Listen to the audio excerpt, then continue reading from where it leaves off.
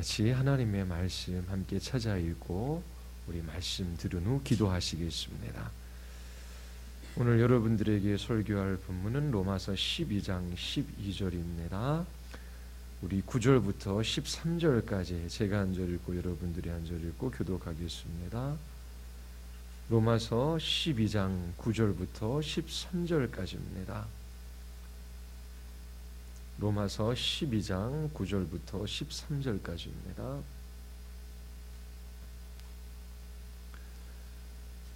사랑에는 거짓이 없나니 악을 미워하고 선에 속하라.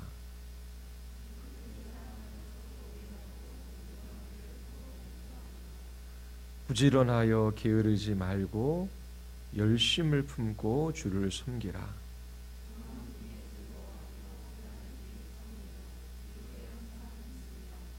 성도들의 쓸 것을 공급하며 손 대접하기를 힘쓰라. 아멘. 기도하시겠습니다. 하나님 아버지, 이 밤에 사랑하는 지체들이 모여 주의 말씀을 듣고 기도하며 간구하고자 모였나이다. 주님, 우리에게 먼저 말씀하여 주시고 주님의 뜻이 우리 가운데 이루어지기를 위하여 간절히 기도하는 주의 자녀들 되게 하여 주시옵소서. 주님, 저희들에게 찾아오셔서 주의 영광을 나타내 보여주시며 저희들이 주님께 소망을 두고 기쁨과 사랑과 용기와 인내의 열매를 맺는 복된 그리스도인의 삶을 살아가게 하여 주시옵소서.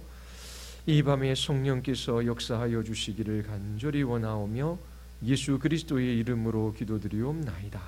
아멘. 성경은 크게 두 가지 내용으로 이루어져 있지요. 하나는 우리가 하나님에 대하여 믿어야 할 것이 무엇인지를 알려줍니다. 다른 하나는 우리가 하나님 앞에 마땅히 어떻게 살아가야 하는지를 알려주고 있지요. 하나님에 대하여 믿어야 할 것을 복음이라고 말합니다. 그리고 우리가 마땅히 하나님 앞에 행해야 할 것을 율법이라고 말합니다. 이처럼 성경은 복음과 율법으로 이루어져 있습니다. 로마서도 이런 구조를 가지고 있지요.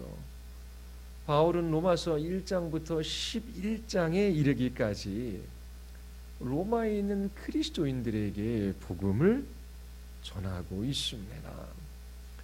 하나님의 진노와 심판 가운데 멸망받을 수밖에 없는 죄인임을 이야기하지요. 그리고 죄인들에게 유일한 소망은 예수 그리스도를 믿어 의롭게 되는 것입니다. 이처럼 아무런 소망 없는 죄인들을 구원하시기 위하여 삼위 하나님께서 어떻게 놀라운 일들을 행하셨는지 이 로마서 1장부터 11장에 이르기까지 우리들에게 증거해 주고 있습니다. 그리고 12장서부터는 구원받은 하나님의 자녀들이 어떠한 삶을 살아가야 할지 우리에게 증거해 주고 있습니다. 하나님은 우리에게 먼저 순종하라고 명령하지 않으십니다. 하나님이 어떠한 분이시며 죄인들을 위하여 어떠한 일들을 행하셨는지 먼저 알려주시지요. 그리고 난 다음에 그러한 하나님께 순종할 것을 명하십니다. 하나님께서 종되었던 이스라엘 백성들을 애굽 땅에서 인도해 내셨습니다. 애굽에 10가지 재앙을 내리셨어요. 그리고 홍해를 가르시고 만나와 메추라기를 먹이시고 그들을 구름기둥과 불기둥으로 인도해 가셨습니다. 그렇게 종되었던 이스라엘 백성들을 하나님께서 인도해 내신 후에 그들에게 하나님의 백성으로 어떻게 살아가야 할지를 알려주십니다. 복음은 우리의 순종을 먼저 요구하지 않습니다. 하나님을 잘 섬기고 순종 잘하면 하나님께서 우리를 많이 사랑해 주시고 복 주실 것이라고 성경은 말하지 않아요. 하나님께서 이미 하늘에 속한 신령한 복을 우리들에게 주셨습니다. 하나님이 우리를 먼저 사랑하셨는데 그 사랑은 무한하고 영원하고 변하지도 않아요. 이렇게 하나님께서 우리에게 먼저 복 주시고 넘치는 사랑을 우리의 마음 안에 부으신 후 우리에게 마땅히 살아가야 할 바가 무엇인지를 알려주십니다. 복음은 우리가 무엇을 해야 하는지 먼저 말하지 않아요. 하나님이 그리스도 예수 안에서 우리와 같은 인생들을 위하여 행하신 일이 무엇인지를 먼저 말하지요. 우리가 해야 할 것이 아니라 우리가 받은 것이 무엇인지를 말하고 있습니다. 바울은 이처럼 하나님이 누구이시며 그 하나님께서 죄인들을 위하여 얼마나 놀라운 일들을 행하셨는지 이 복음을 증거한 후 이 복음을 소유한 사람이, 이 복음을 경험한 사람들이 어떻게 살아야 하는지를 증언하고 있습니다. 로마서 12장 12절에 복음을 소유한 성도의 세 가지 특징을 우리에게 말해주고 있어요. 첫 번째가 뭡니까? 소망 중에 즐거워하는 것입니다. 복음을 경험한 그리스도인들, 이 복음을 소유한 그리스도인들은 소망 중에 즐거워하는 사람들입니다. 두 번째 특징이 뭐지요? 환난 중에 참는 것입니다. 인내하는 것입니다. 복음을 경험한 그리스도인의 두 번째 특징이 인내입니다. 그리고 세 번째는 기도에 항상 힘쓰는 것이지요. 오늘은 두 가지를 말씀드리고 다음 주에 세 번째 복음을 소유한 신자의 특징에 관해서 말씀드리겠습니다. 사도 바울은 로마에 있는 그리스도인들에게 복음을 전해요. 그리고 이 복음을 전한 후 소망 중 즐거워하라 권면하지요. 소망을 사용해서 계속 즐거워하라, 기뻐하라 라고 하는 것입니다. 이렇게 즐거워하라, 기뻐하라 라고 하는 것은 주님의 명령이에요.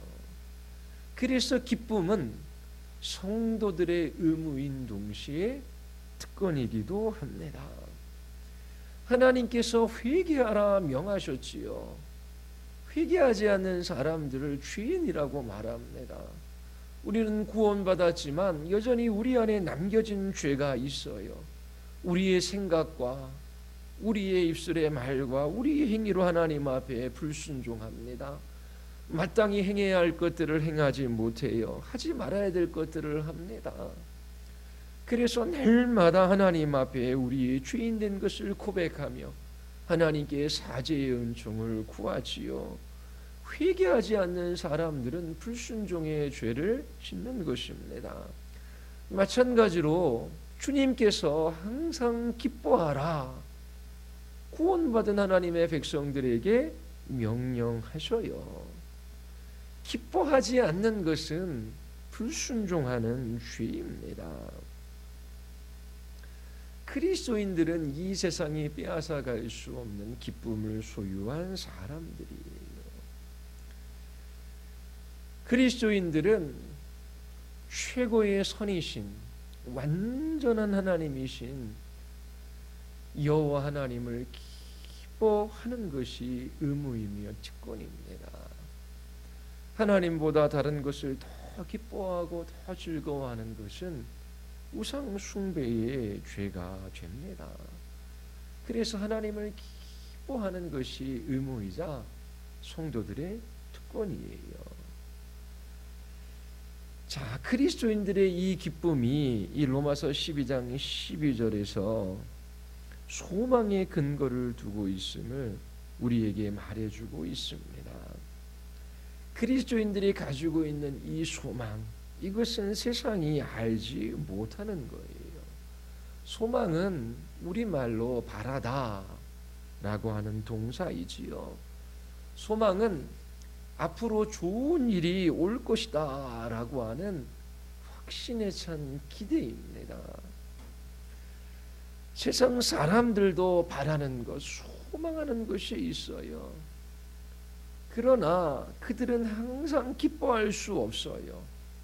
왜냐하면 그들이 바라고 소망하는 것은 확실한 것이 아니기 때문에 그렇습니다.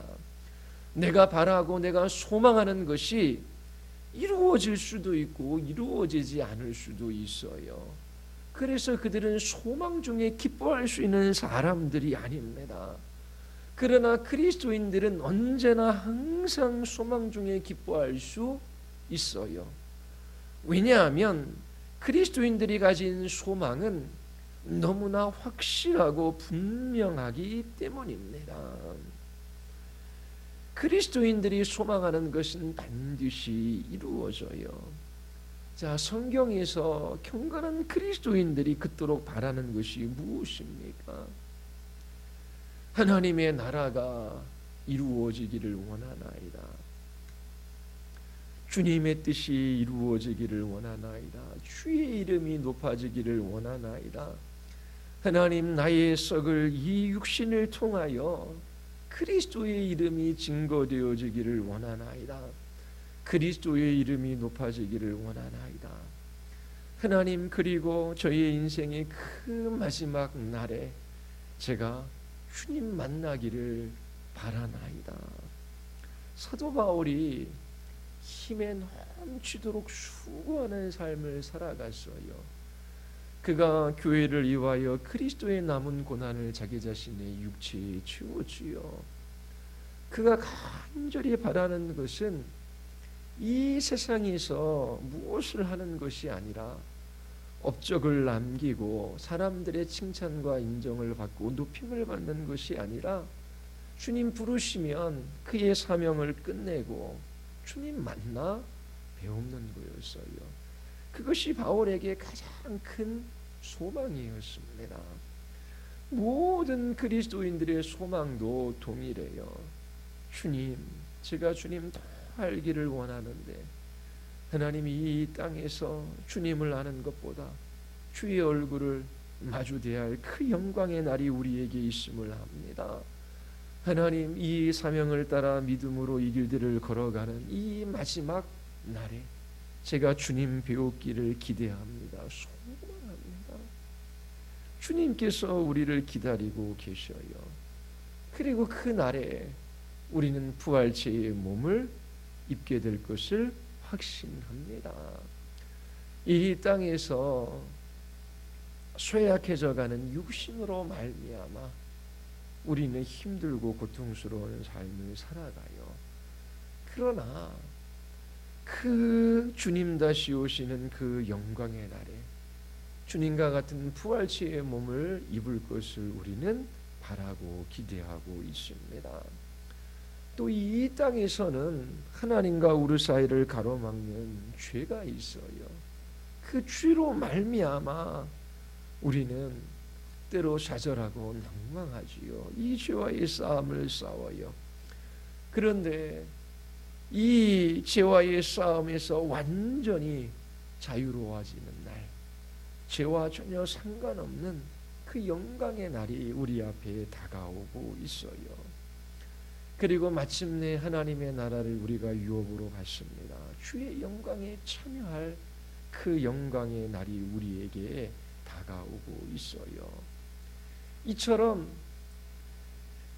주님이 우리에게 오셔서 그 영광의 날을 이루시든지 아니면 우리가 주님 오시기 전 주님의 품에 안기듯이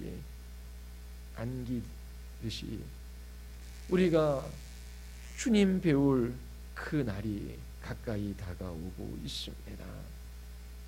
이처럼 우리에게 천국이 있고 그리고 우리에게 이와 같은 놀라운 소망이 반드시 이루어질 것이라고 하는 확신이 있어요. 이러한 소망이 어디에 뿌리를 내리고 있습니까? 복음의 뿌리를 내리고 있어요. 하나님의 주권적인 은혜의 그 근거를 두고 있습니다. 예수 그리스도께서 우리를 위하여 십자가에서 죽으셨어요. 우리를 위하여 부활하셨습니다. 우리와 같은 죄인들을 주의 자녀 삼아 주셨어요. 이 놀라운 복음이 우리 안에 확증되어졌습니다. 그래서 주님께서 우리를 이 땅에서 거룩하게 하시고 마침내 영화롭게 하실 것을 우리는 확신해요. 영광의 날이 우리에게 있음을 우리는 굳게 믿습니다.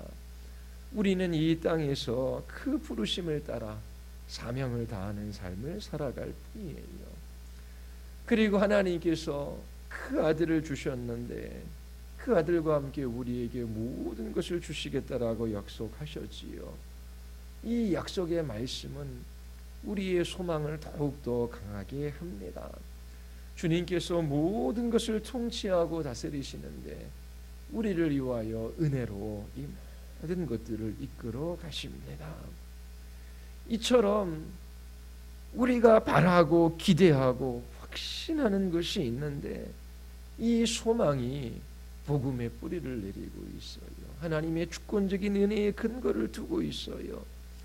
그러하기에 우리의 소망은 너무나 확실합니다.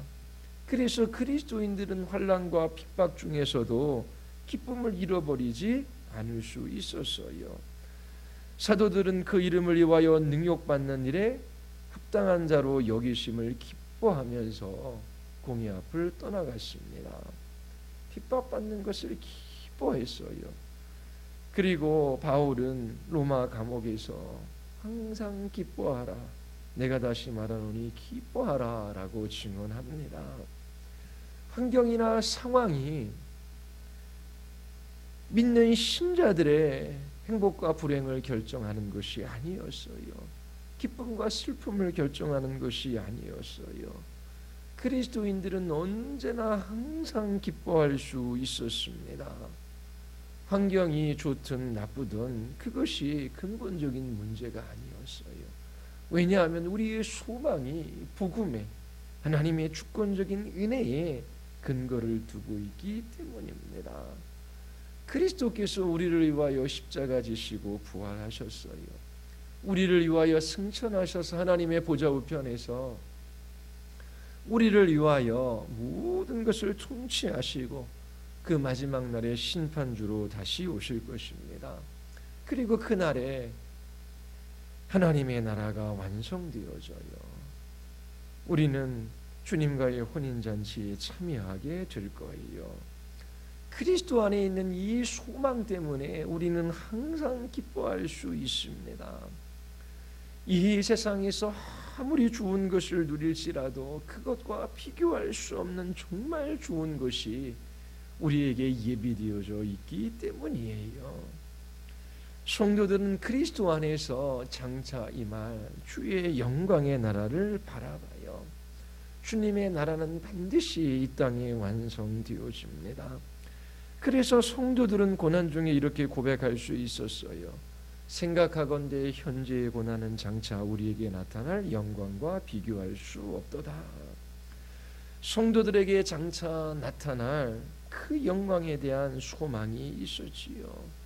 이 소망으로 인하여 성도들은 항상 기뻐하고 즐거워했습니다. 여러분 또한 이 복음을 소유하셨습니까? 여러분들의 모든 삶이 이 복음에 근거하고 있습니까? 하나님의 주권적인 통치 아래로 들어가셨습니까? 그러면 우리가 바라는 주님의 나라는 반드시 이루어져요. 그 영광의 날에 이르기까지 주께서 우리를 지키시고 보호하시고 인도해 가십니다. 그 모든 일어나는 일들을 주께서 통치하셔서 우리에게 유익되게 하셔요. 그러니 어찌 그리스도인들이 기뻐하지 않을 수 있겠습니까? 두 번째 특징은 환난 중에 인내하는 것이지요. 환난 중에 인내하라 라고 하는 것은 이 환난을 부숴버리기 위하여 몸부림치고 이 환란이 고통스럽기 때문에 도망가는 거 그거 자체를 목적으로 삼지 말라라고 하는 것입니다. 환란이라는 단어는 누르다, 짜다, 분쇄하다라고 하는 의미를 가지고 있어요. 큰 무게로 위에서부터 누르는 압력으로 인하여 그 부서지는 것 같은 그런 고난을 의미합니다. 임신한 여인이 해산하는 고통을 나타내기도 해요. 로마에는 그리스도인들에게 환란이 있었습니다. 그들은 박해를 받았어요. 투옥되기도 하고 조롱당하고 또 그들은 가난했어요. 또 질병에 걸리기도 했지요. 이러한 고난과 고통이 있었어요. 스스로 감당하기 어려운 이런 환난 가운데 그리스도인들은 인내할 수 있었어요. 왜냐하면 그들은 소망 중에 기뻐하고 그 기쁨은 인내라고 하는 문을 여는 열쇠이기 때문입니다. 그러나 불신자들은 스스로 감당하기 어려운 환난이 오면 도망치려고 합니다. 그것을 벗어나고자 해요. 그리고 벗어날 수 없을 때에 체념하고 낭망합니다. 절망하지요. 그러나 그리스도인들은 나의 힘으로 감당할 수 없는 그런 고난이 찾아온다라고 할지라도 단지 그 고난을 벗어버리는 것이 인생의 목적이 아니라 그 가운데 머물며 인내할 수 있습니다. 그 환난 중에도 즐거워할 수 있어요. 그 기쁨이 우리에게 인내를 낳고 인내는 연단을 낳고 연단은 더 큰 소망으로 우리를 이끌어 가기 때문이에요. 신자들은 성도들은 고난을 벗어나기 위하여 몸부림치는 사람들이 아닙니다. 그 고난까지도 하나님의 선하시고 온전하신 뜻 가운데 있기 때문에 있다라는 것을 알기 때문이지요. 하나님께서 모든 것을 아셔요. 나는 눈에 보이는 이것밖에 몰라요. 그런데 모든 것을 아시는 하나님께서 그 크신 지혜와 능력으로 그 모든 것들을 다스리시고 이끌어 가셔서 주께는 영광이 되고 우리에게는 유익이 되게 하는 것을 우리가 알기 때문입니다. 사경에 때 말씀드린 바와 같이 그 고난을 통하여 우리가 누구인지를 알게 되고 정말 중요하고 가치 있는 것이 무엇인지를 발견하게 됩니다. 그리고 하나님 앞으로 나아가 하나님께서 우리에게 주신 그 영광의 소망을 발견하게 되는 것이지요. 우리가 당하는 이 환난은 이 땅에서 잠시 받는 것입니다. 그리고 나타날 영광에 비하면 가벼운 것이지요. 그리스도께서 우리의 죄 때문에 고난 받으신 것을 한번 생각해 보십시오. 이 세상에 그 누가 그리스도보다 더 큰 고난을 받는다라고 말할 수 있겠습니까? 우리를 위하여 고난 받으신 예수 그리스도 그분 때문에도 우리는 이 고난을 가벼운 것으로 여길 수 있어요. 이처럼 복음을 소유한 그리스도인들은 환난 가운데 인내할 수 있어요. 그리고 복음을 경험한 신자의 세 번째 특징은 기도에 항상 힘쓰는 것입니다. 소망은 기쁨의 문을 열어요. 그리고 기쁨은 인내의 문을 여는 열쇠이지요. 그리고 기도는 소망의 문을 여는 열쇠이기도 합니다. 어떻게 이 기도가 소망을 깨닫게 하고 그 소망을 붙들어 주는지 다음 주에 살펴보도록 하겠습니다. 우리 같이 한번 기도하시겠습니다. 우리 이 시간 기도할 때에 하나님 우리에게 기뻐하라 명하셨습니다. 기쁨은 성도들의 의무이자 특권입니다. 죄가 하나님 앞에 불순종하며 이 말씀을 따라 살아가지 못하도록 만듭니다. 하나님, 이 시간 우리는 하나님 앞에 연약한 죄인임을 고백하며 주께로 나아가기를 원합니다. 하나님, 우리는 하나님의 영광을 기뻐하기보다 자기 자신의 영광을 더 기뻐하는 죄인에 불과합니다. 성령 하나님께서 역사하여 주셔서 우리의 눈을 들어 참으로 예수 그리스도를 바라보게 하여 주시옵소서.